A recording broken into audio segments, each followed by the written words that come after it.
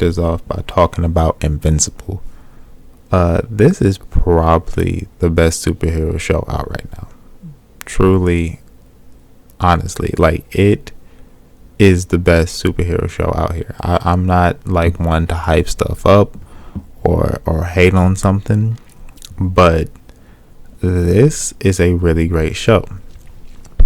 Even if you don't really like superhero shows, I think you really might like this show because it doesn't have those same tropes that superheroes have. Like it has a lot of more like meat to chew on, and the story is very tight. It doesn't waste your time like a lot of these superhero shows. Like they just be meandering on stuff that we just don't need to look at or talk about. But this show is just very tight and is very to the point.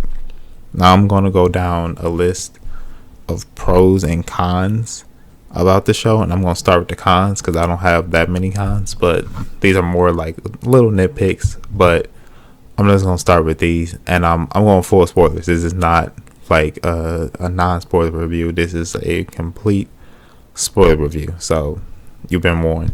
All right, I'm going straight into the cons. Okay, my first con: the animation.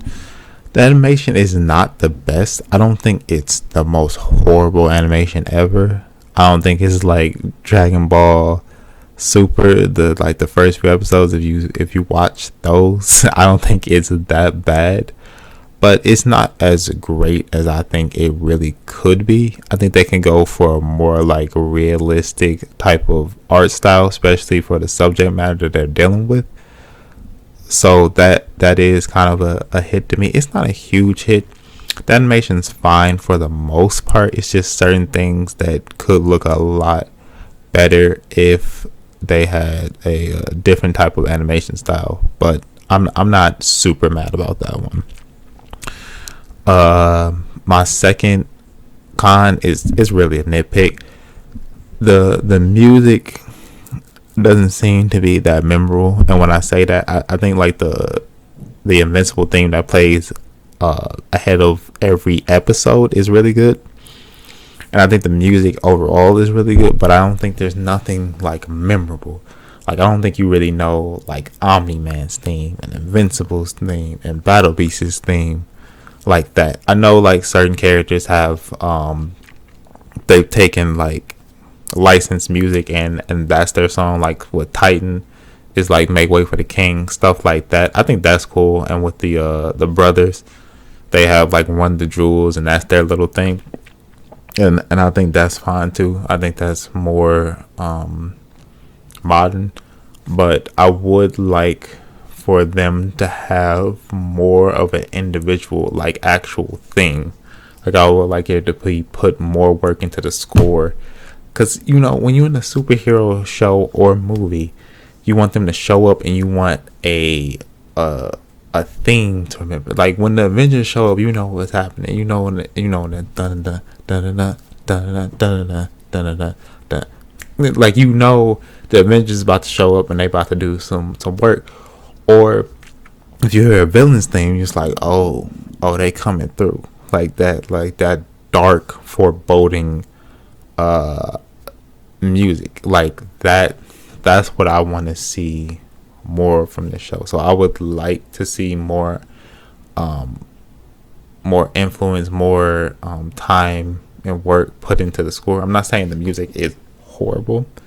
I'm just saying I wish there were more memorable themes for the villains and for the superheroes.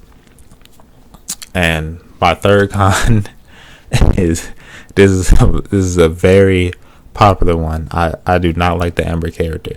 I do not like this character. This is always a character like this in a superhero show. It's like this man is saving the world and she knows he's saving the world.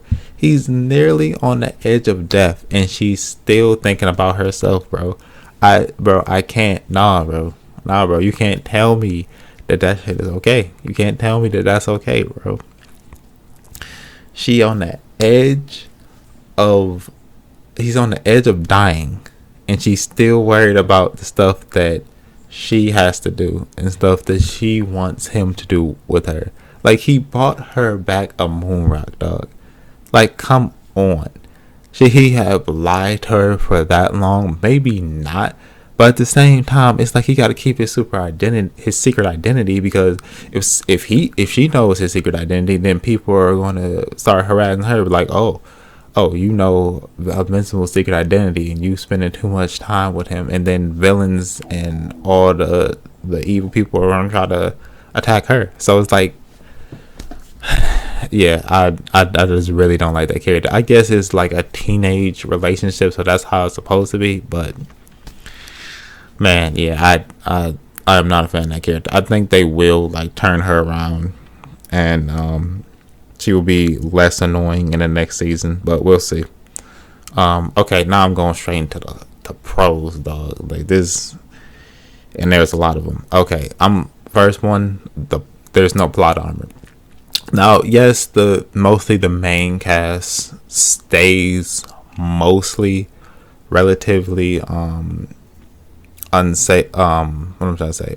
Guarded. They don't die, but Mark in particular, like you think most superheroes would just be beating the villains. You know, they have they aha moment, they ex machina moment, and they have beat the villain, and the day is saved. It's like, no, Mark gets beat up a lot in this show. Like, he gets beat up way more than he's actually beating other people up. Like, he gets his ass kicked a lot, and it's like that's how it actually be, because he's not trained. He doesn't know yet. Okay, he doesn't have the abilities to do what his dad can do, Omni-Man. So it's like, dang, it's like he really gets the superhero experience, and he doesn't save everyone. Like, people die on his watch, and it's just like, at this point he's not even a teenager, but like, he's really a soldier. Like, he's really a soldier in war, and he's got to see all these gruesome things and all these people die in front of him. And it's not like, oh, we got time to make quips, and we got this time to make these big monologue speeches. Like, no, this is real, and you need to worry about how you saving people, the damage you doing to the city, because you could kill people accidentally. Is more of a feel like The Boys, like how having superheroes will actually be, and the collateral damage that they can cause, and all that. It's just it's fascinating. I love it, and I just love the fact that he gets beat up so much, but so when he actually levels up and becomes that superhero like Omni-Man, it's gonna be so much greater, because we got to see his humble beginnings. So I really like that. Second one is, it's bloody and realistic. This is one of the bloodiest shows. I mean, it already got spoiled for me in the trailer, but when you get to the last part of that episode, and Omni-Man is beating the crap out of all of the superpowered, out of all the Guardians, it is crazy. Like, it is just heinous violence. Like, it's like Mortal Kombat level hilarity violence. Like, it is over the top, and it is brutal. Like, punching people's brains out their skulls and doing all this. Like, he killed everyone. It's just gruesome. And especially that scene at like close at on episode 8, when he's holding Mark and he's killing all those people in that train with Mark's body. Like, that is trauma. That's probably one of the most traumatizing things that has ever happened to a superhero. Like, that is crazy. But yeah, that I love the blood. I love the realism. That's like I was talking about previously with the saving the people and the collateral damage. All that stuff is wonderful. It is very much also like The Boys. And what I didn't know is this show is also being produced by Seth Rogen, so he has a really good eye. I'm gonna be more closely following what he does now, like what projects he's producing, because he has a good eye for projects that are really wonderful, especially in the superhero space. So hats off to him. Um, he, the story is only as good as his villain, and this story has a wonderful villain. Like Omni Man is this, like, it's not even like Homelander, because Homelander you have some type of sympathy for, because you know how he was raised and you know he could be a different person. But this man, he just doesn't care. Like, he really doesn't care about humanity at all. He just thinks they're bugs to him. Like, they're worthless. Why their lives mean nothing to me. Like, I'm just here to conquer the planet. I don't care about them. And he just, the way he talks about his wife, he calls her a pet, like that was so, it was so disrespectful, and it was unnecessary. Like, he didn't even have to go there. um but it's just gruesome. Like, he's just a straight up asshole, dog. Like, the way, like, again, talking about him holding Mark and just killing all those people in the train, just trying to show him how weak and useless humanity really is. And it's just, well, why, like, why are you like this? And it's like, I don't even believe that he really doesn't care about Mark or his mother. I think he really loves both of them, because he didn't kill Mark, he didn't kill his wife. I don't think he would have. And he didn't kill his friend, the one that makes the costumes. He could have killed him too, but he didn't. So it's like, is very interesting. I think he's a lot more human than he's known to be. Like, he is a very evil, vile person, but I can see him definitely having a Darth Vader moment where he comes back, he saves Mark, and maybe he has like a ragtag group of Viltrumites, and they come and they save the planet from the invasion. But yeah, we'll see about that one. Yeah, this show has a great villain, and yeah. Okay, the second, not the second.